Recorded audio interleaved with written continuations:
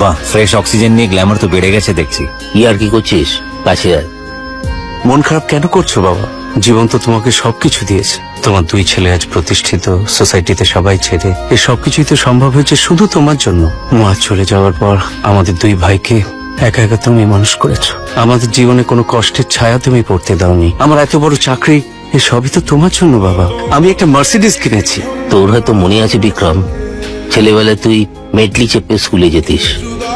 বড় চাকরি করে তুই একটা 4 কামরার বাড়ি কিনেছিস, আর ছোটবেলায় তুই 24 কামরার একটা ম্যানশনে থাকতিস। তোর অবশ্য সেসব কথা মনে নেই, তার কারণ তখন তুই অনেক ছোট ছিলিস।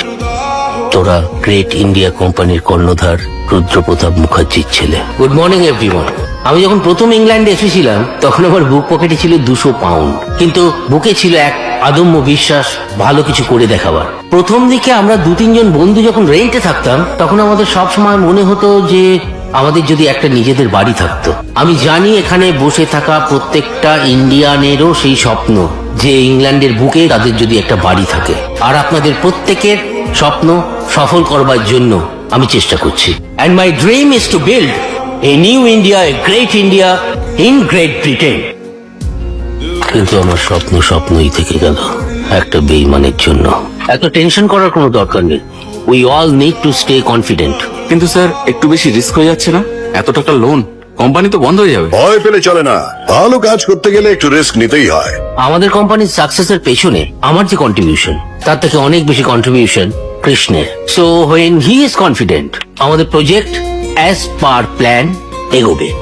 আমার সবচেয়ে কাছের বন্ধু হয়ে আমাকে পেছন থেকে ছুরি মারলো। আমি কিছু বোঝার আগেই সবার কাছে আমাকে বিশ্বাসঘাতক প্রমাণিত করলো। Rudra Pratap Mukherjee, chairman of Great India Company, has been declared bankrupt.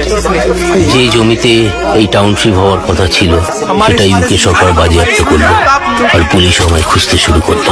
তোমাদেরকে বড় করে তোলা, মানুষের মতো মানুষ করা, নিজের সব কিছু দিয়ে তোমাদের ভালো রাখা, আর নিজের সাথে নিজেই লড়াই করে বাঁচতে থাকলাম রোজ।